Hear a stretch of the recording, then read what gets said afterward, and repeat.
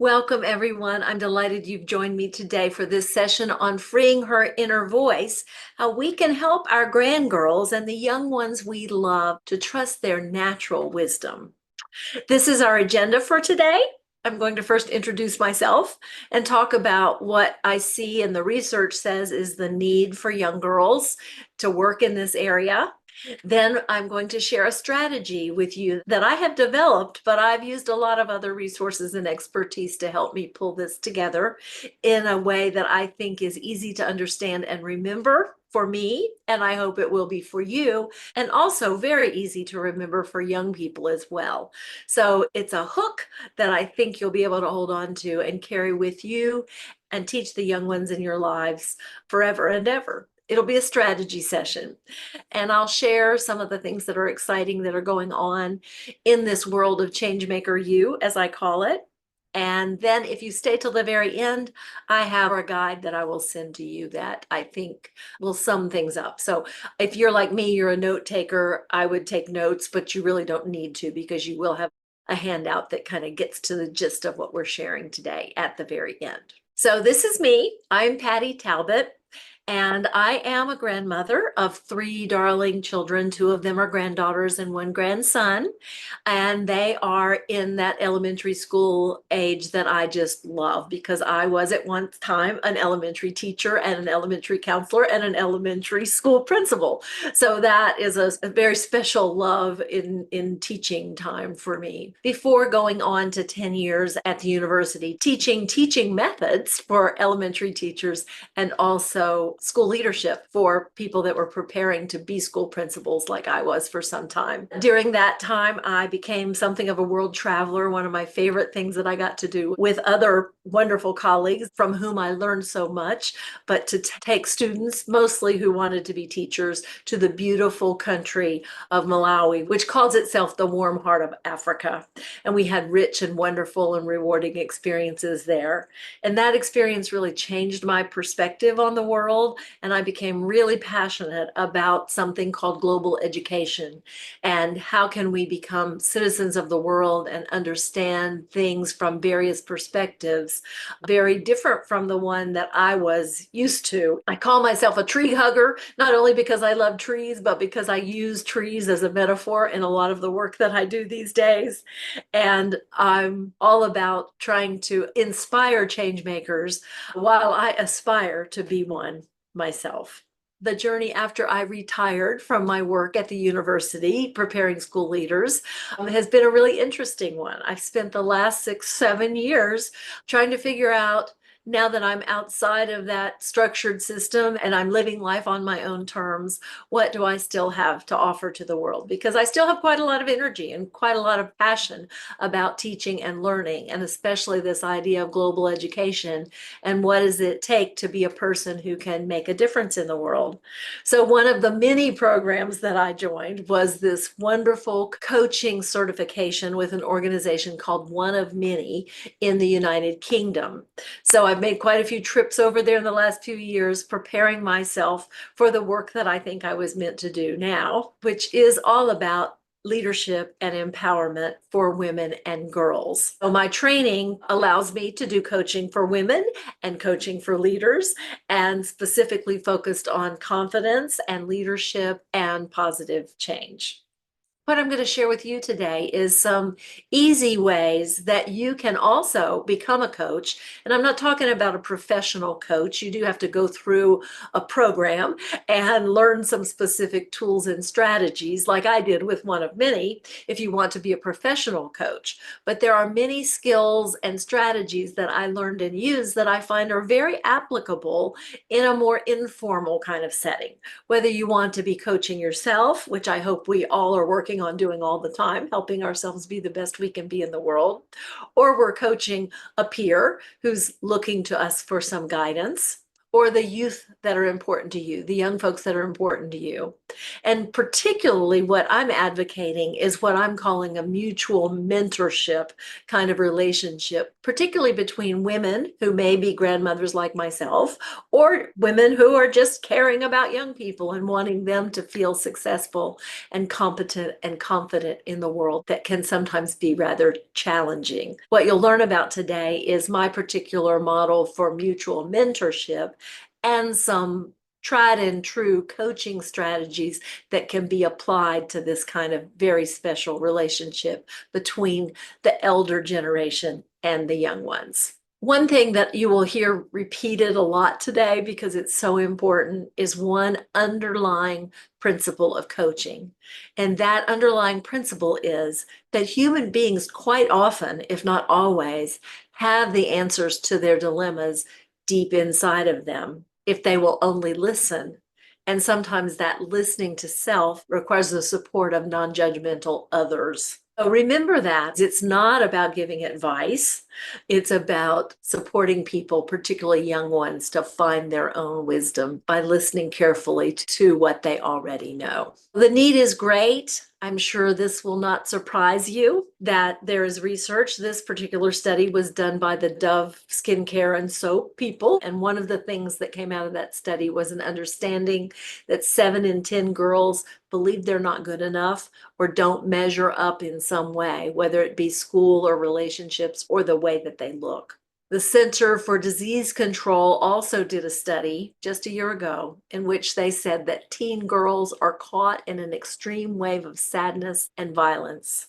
I often get asked, is this work not important for boys as well? And of course it is. So if you're here and you have young boys and young men that you care about, all of this is applicable to them. My calling is to work particularly with young teen girls, but I'm very much hoping that someone will pick this work up with boys very, very soon, because there's certainly a need. But back to girls. The National Organization of Women did a study where they found that 53% of girls were unhappy with their bodies, and that number rose to 78% by the time girls are 17 in this country. 50% report being self-conscious, and 45.5% as still young girls are already considering cosmetic surgery. More data from the NOW organization, 46% of 9 to 11-year-olds are sometimes or often on diets, and 70% of college women feel worse about their looks after reading women's magazines. Now, we're concerned about young girls, but this is very interesting. When asking teen girls, are you happy with your body? Only 43.2% said yes. Interestingly, though, that number goes down even more when we're talking about women over the age of 60. We want to be good models for our girls. What do they see us saying to and about ourselves? Again, what's the underlying principle? People have the answers inside themselves.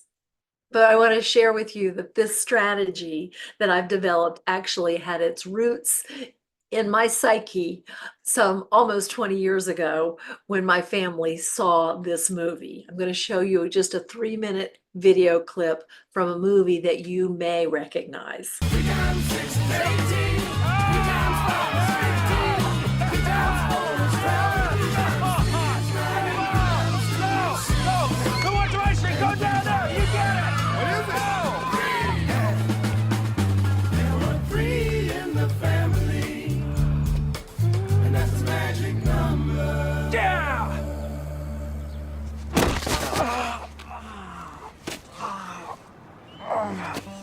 Life may knock you down. Scratch that. I'm okay. Life will knock you down, okay?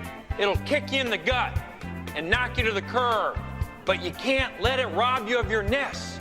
Now, what's nest? It's your name plus nest. You, sir, white-haired gentleman, what's your name? My name's Joe. No, it's Joe Ness. You follow me? Listen to me. Hang on to that. And as long as you do, you'll always be ready.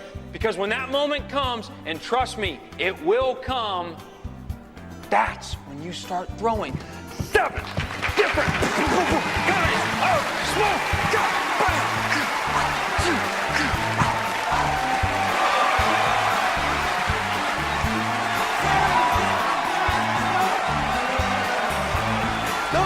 Here's you! Paco! Busted.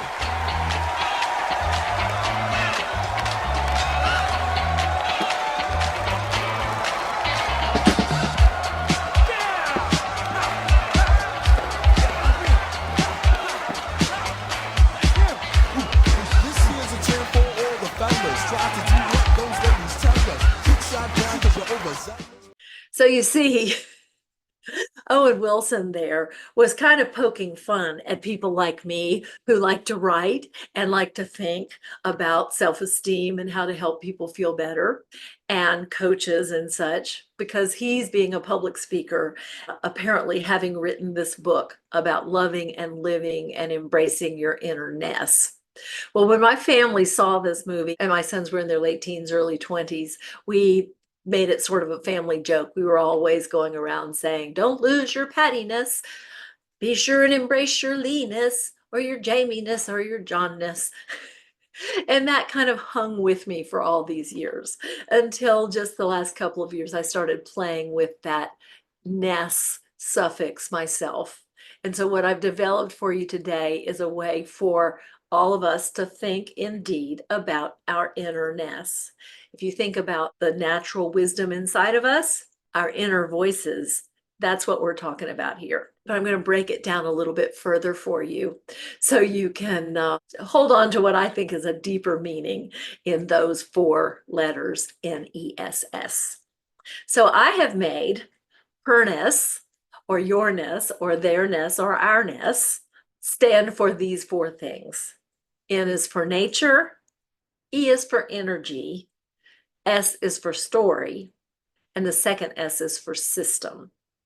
Her-ness, her nature, her energy, her story, and her system. So let's look at nature first to see what we're talking about here.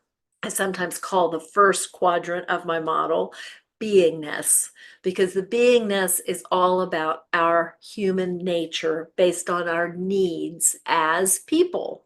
What are our biological needs? What are our psychological needs and our emotional needs?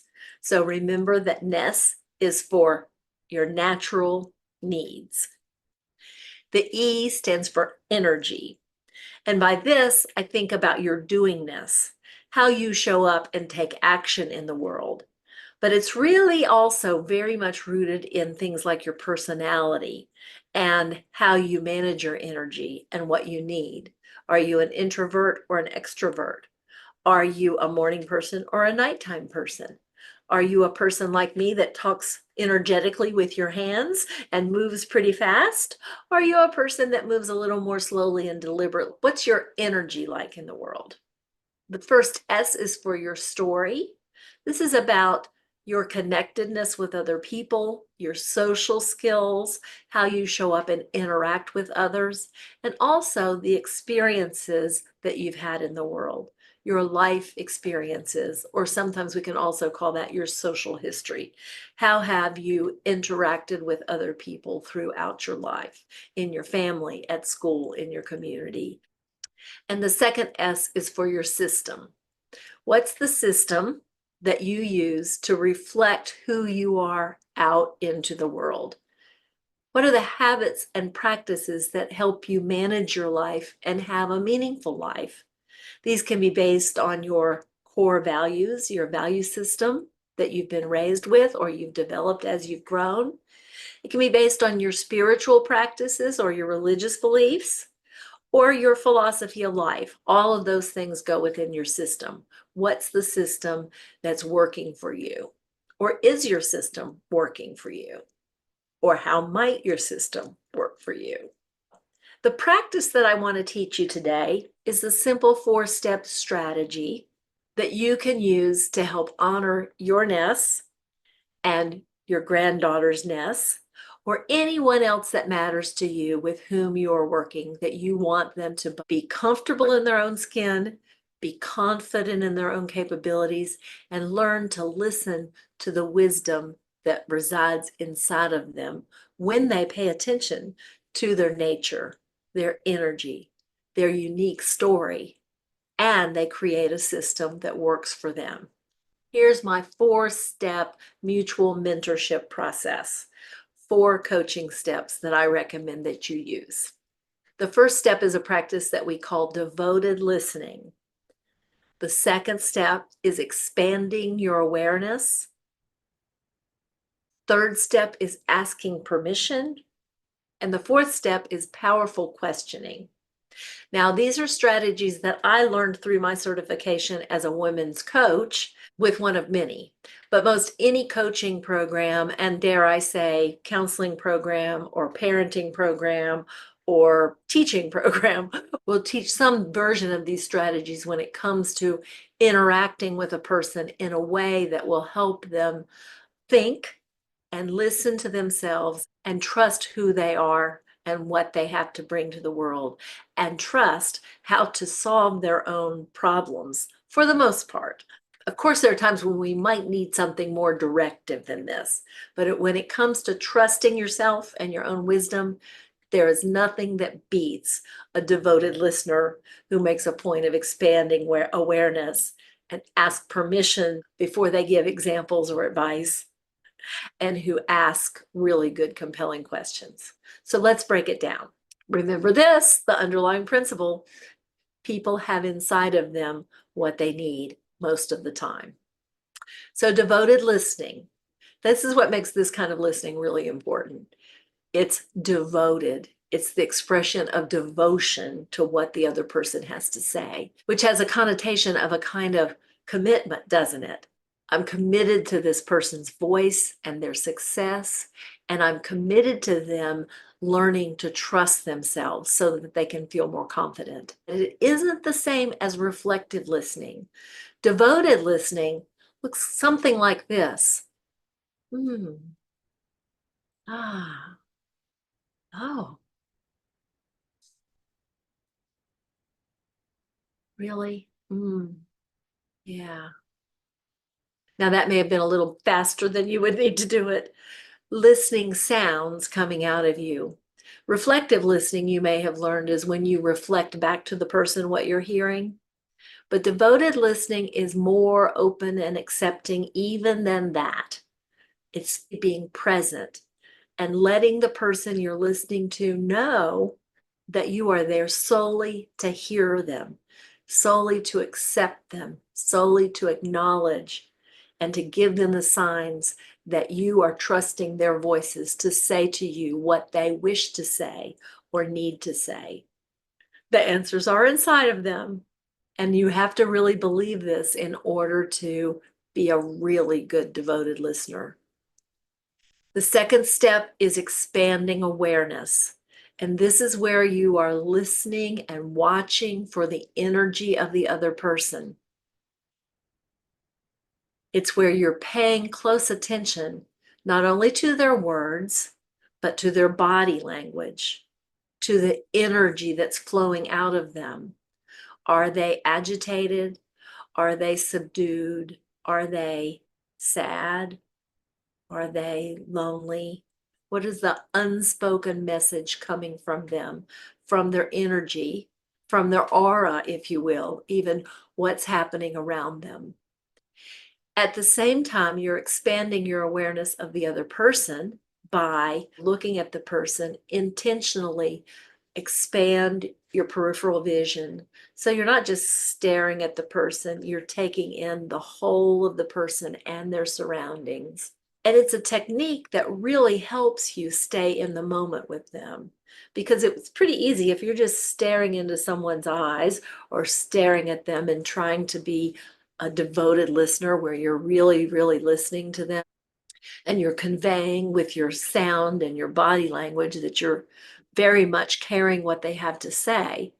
But you can at times kind of almost get lulled into sleep, or maybe you might have a moment of boredom or something, which you do not want to convey because you're teaching them that what they have to say is valuable. So in order to do that, this expanding awareness technique helps you bring in more of them and more of yourself, because you're paying attention to your senses and their messages that are coming off of them, often in nonverbal kinds of ways. And you're attending to your breath and you're attending to your energy. At the same time, you're attending to theirs. That's expanding awareness around the periphery. What do you see and feel and hear from them other than their words? It comes from their energy. Don't forget this. Keep bringing that up. Don't forget this. Because if we forget that for a second, it's very easy to go into advice giving mode. And that's not where we need to be when trust in self is what we're trying to instill for another person. The third piece has to do with their story and your story. And that is asking permission before you offer any input whatsoever. Is it okay if I ask you a question about that? Is it okay if I give you an example? Is it okay if I tell you this thing that happened to me once that reminds me of what you just shared? And the trick to asking permission is to really mean it. When we ask permission and say, do you mind if I give you this piece of advice? Very often the other person's going to feel pressured to say yes to that. So how can we ask permission in a way that really, truly wants the answer that the person has to give? So if you are expanding awareness, you're listening and you're expanding awareness, then you know when their voice says yes and their body says no.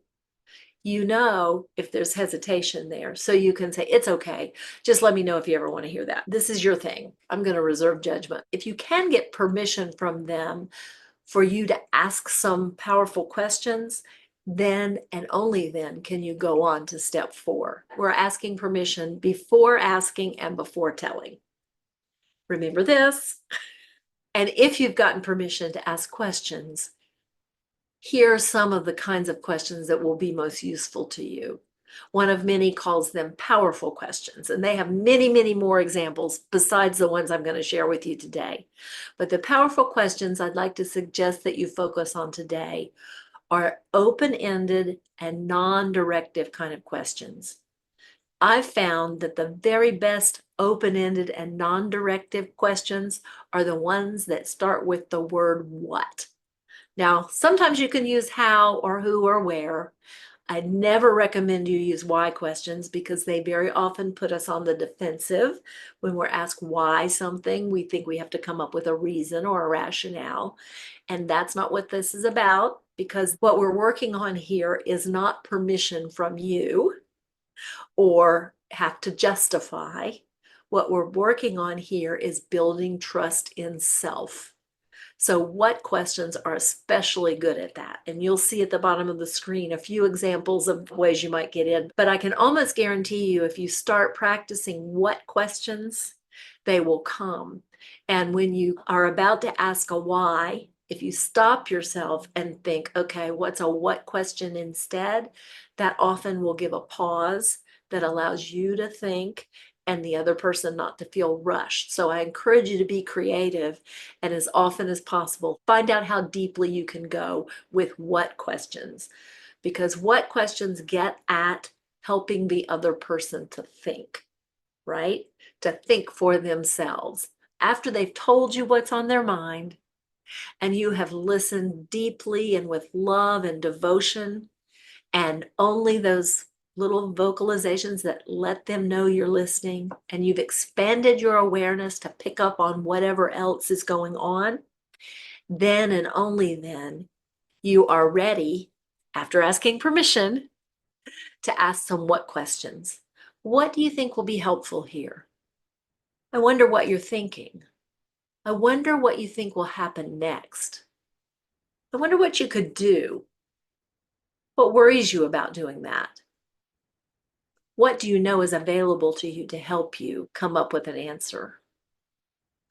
What has happened before in a situation like that? What do you think people like that are needing? Answers are inside them.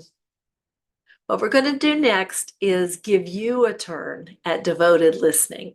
And if you're listening to this recording at home, I encourage you to find a buddy and practice in your own way so that when your young person needs you, you will be ready with your 4-step process that honors her her nature, her energy, her story, and her system. To do that, we're going to be practicing devoted listening, expanding awareness, asking permission, and if we get permission, then powerful questioning to help them get there. Before I let you go this evening, and remember, I do have a handout for you. If you stay to the very end, I just want to share a very few things that are going on. I want to make you aware of and ask for your help in spreading around. The first is generational retreats for grandmothers and granddaughters or other feminine elders and young ones they care about. And I'm calling them wise generations because they really are about accessing the wisdom at both ends of that continuum, from the younger to the elder and the elder to the younger and back and forth. These are leadership and legacy retreats to help develop and share the love and wisdom and make sure that everyone can go out in the world with the most joyful, loving versions of themselves. So I'm offering my first one, a big one, next summer in the UK, June 13th through June 25th. And you can learn more at the wisegenerations.com website below. And I would love to talk with you about that if that's something that you think you and your granddaughter would like to engage in together. And next week, we're going to have our very first Story Keeper Circle. It's a simple journal process for keeping track of all the little memories and moments that have meaning, and you can create meaning for them for the ones that you love. So our very first one of those will be Tuesday at noon Eastern Time. It won't be structured like this webinar at all. It will be genuinely a circle for storytelling, a non-judgmental zone, a place for gathering with other people who just want to share fun little stories, meaningful little stories, and have an opportunity to practice. And sometimes something happens and you know it means something and you can't quite get at what that something is. This will be a safe place for others to hear what you're thinking and maybe just put some little tweaks on things. But it's not about evaluation or assessment or competition for who tells the best story. It's about saving the stories that are meaningful in your life and the lives of the ones you love. Because when we see behaviors and we learn lessons from things that happen and we repeat them, they're more likely to keep happening, because young ones love to hear stories about themselves.